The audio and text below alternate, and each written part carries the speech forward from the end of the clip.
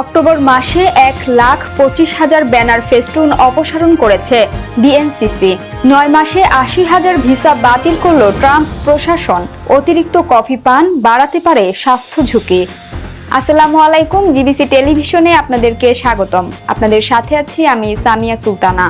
এতক্ষণ শুনছিলেন সংবাদ শিরোনাম, এবারে বিস্তারিত। ঢাকা উত্তর সিটি কর্পোরেশন গত এক মাসে নগর জুড়ে মোট 1,25,000 অবৈধ ব্যানার ফেস্টুন অপসারণ করেছে। বৃহস্পতিবার নগর ভবনে ব্যানার ফেস্টুন অপসারণ কার্যক্রম বিষয়ক এক বিভাগীয় পর্যালোচনা সভা শেষে ডিএনসিসি প্রশাসক মোহাম্মদ এজাজ এ তথ্য জানান। ডিএনসিসি প্রশাসক বলেন, গত এক মাসে আমরা প্রায় 1,25,000 ব্যানার ও ফেস্টুন অপসারণ করেছি। অনুরোধ করছি, দয়া করে শহরটিকে ব্যানার ফেস্টুন দিয়ে আর নোংরা করবেন না। আমাদের নগর কর্মীদের জন্য এটি অত্যন্ত কষ্টসাধ্য কাজ। সভায় ঢাকা উত্তর সিটি কর্পোরেশনের 10টি অঞ্চলের 52টি ওয়ার্ডে পরিচালিত ব্যানার ও ফেস্টুন অপসারণ কার্যক্রমের বিস্তারিত পরিসংখ্যান উপস্থাপন করা হয়। প্রতিবেদন অনুযায়ী অঞ্চল 3-এ সর্বাধিক 29,441টি ব্যানার ও ফেস্টুন অপসারণ করা হয়েছে। এছাড়া অঞ্চল 2 থেকে প্রায় 25,000, অঞ্চল 4 থেকে 18,000, অঞ্চল 5 থেকে 12,000 এবং অঞ্চল 9 থেকে প্রায় 11,000 ব্যানার ও ফেস্টুন উচ্ছেদ করা হয়েছে। গত মাস থেকেই ডিএনসিসি নগরের বিভিন্ন এলাকায় প্রায় 30টি স্থানে বিনামূল্যে পোস্টার লাগানোর জন্য নির্ধারিত স্থান ঘোষণা করে। এরপরই অবৈধভাবে স্থাপিত ব্যানার, পোস্টার ও ফেস্টুন অপসারণে একযোগে অভিযান শুরু করে ডিএনসিসি। ডিএনসিসির আওতাধীন 10টি অঞ্চলের 52টি ওয়ার্ডে মাসব্যাপী এ অভিযান পরিচালিত হয়। শহর পরিচ্ছন্নতার এ কার্যক্রম অব্যাহত থাকবে বলে ডিএনসিসির পক্ষ থেকে জানানো হয়েছে। এবারে আন্তর্জাতিক প্রসঙ্গ। 9 মাসে 80,000 ভিসা বাতিল করল ট্রাম্প প্রশাসন। যুক্তরাষ্ট্রের প্রেসিডেন্ট ডোনাল্ড ট্রাম্পের প্রশাসন ক্ষমতায় আসার পর গত 9 মাসে প্রায় 80,000 নন ইমিগ্রেন্টের ভিসা বাতিল করেছে। মার্কিন পররাষ্ট্র মন্ত্রণালয়ের একজন ঊর্ধ্বতন কর্মকর্তার বরাত দিয়ে বার্তা সংস্থা রয়টার্স এ তথ্য জানিয়েছে। প্রেসিডেন্ট ট্রাম্প গত 20 জানুয়ারি দায়িত্ব নেয়ার পর থেকেই অবৈধ অভিবাসীদের বিরুদ্ধে কঠোর অবস্থান নিয়েছেন। নির্বাচনী প্রচারণায় তিনি যুক্তরাষ্ট্রকে অবৈধ অভিবাসী মুক্ত করার প্রতিশ্রুতি দিয়েছিলেন এবং ক্ষমতায় এসে সে লক্ষ্য নির্বাহী আদেশেও সই করেন। যে 80,000 মানুষের ভিসা বাতিল করা হয়েছে তাদের সবাই নথিবিহীন অভিবাসী নন। অনেকে বৈধ খণ্ডকালীন ভিসাধারীও ছিলেন।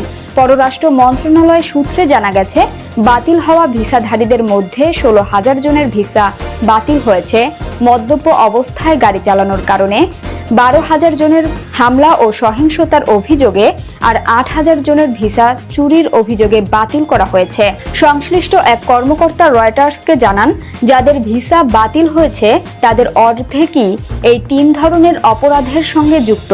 পররাষ্ট্র মন্ত্রণালয়ের এক মুখপাত্র আরও জানান যে গত আগস্টে 6,000 বিদেশি শিক্ষার্থীর ভিসা বাতিল করা হয়েছে। ভিসার মেয়াদ পার হয়ে যাওয়ার পরও থাকার পাশাপাশি আইন ভঙ্গ ও সন্ত্রাসবাদের সমর্থন দেওয়ার অভিযোগ ছিল তাদের বিরুদ্ধে। নির্বাহী আদেশের পর প্রথমে ওয়াশিংটনে এবং পরবর্তীতে দেশ জুড়ে অভিযান শুরু হয়, যেখানে পুলিশ, কাস্টমস পুলিশ ও আধা সামরিক বাহিনীর সদস্যরা অংশ নিয়ে হাজার হাজার নথিবিহীন অভিবাসীকে আটক করে নিজ নিজ দেশে ফেরত পাঠায়। অতিরিক্ত কফি পান বাড়াতে পারে স্বাস্থ্য ঝুঁকি। কফি একটি জনপ্রিয় ও উপকারী পানীয় যা অ্যান্টিঅক্সিডেন্টে ভরপুর। পরিমিত কফি পান শরীরের জন্য উপকারী হতে পারে, তবে কিছু মানুষের জন্য এটি ক্ষতির কারণও হতে পারে। যাদের উচ্চ রক্তচাপ আছে তাদের কফি এড়িয়ে চলাই ভালো, কারণ এটি রক্তচাপ আরও বাড়াতে পারে। আইবিএস রোগে ভুগছেন এমন ব্যক্তিদেরও কফি পান করার আগে সতর্ক থাকা উচিত, কারণ কফি পেটের সমস্যা বাড়াতে পারে। যারা নিয়মিত গ্যাস বা অ্যাসিডিটিতে ভোগেন তাদেরও যতটা সম্ভব কফি কমানো উচিত। অন্যদিকে ডায়াবেটিক রোগীদের দুধ ও চিনি মিশিয়ে কফি খাওয়া বিপজ্জনক হতে পারে, তাই সেটিও এড়িয়ে চলা উচিত। একজন সুস্থ মানুষের প্রতিদিন 4 কাপের বেশি কফি পান করা উচিত নয়। অতিরিক্ত কফি খেলে অনিদ্রা, পেটের সমস্যা, উচ্চ রক্তচাপ সহ নানা শারীরিক জটিলতা দেখা দিতে পারে। তাই পরিমিত কফি উপভোগ করুন, কিন্তু অতিরিক্ত নয়, কারণ মাত্রাতিরিক্ত কফি শরীরের ভারসাম্য নষ্ট করে দিতে পারে। সংবাদের শেষ পর্যায়ে শিরোনামগুলো জানিয়ে দিব আরও একবার। অক্টোবর মাসে 1,25,000 ব্যানার ফেস্টুন অপসারণ করেছে ডিএনসিসি। 9 মাসে 80,000 ভিসা বাতিল করল ট্রাম্প প্রশাসন। অতিরিক্ত কফি পান বাড়াতে পারে স্বাস্থ্য ঝুঁকি। জিবিসি সংবাদে এই ছিল এখনকার মতো। বিশ্বের যে কোনো প্রান্ত থেকে সর্বশেষ খবর জানতে ভিজিট করুন জিবিসি অফিসিয়াল ইউটিউব চ্যানেল ও ফেসবুক পেজ। এতক্ষণ সঙ্গে থাকার জন্য ধন্যবাদ সবাইকে। পরবর্তী সংবাদ দেখার আমন্ত্রণ রইল।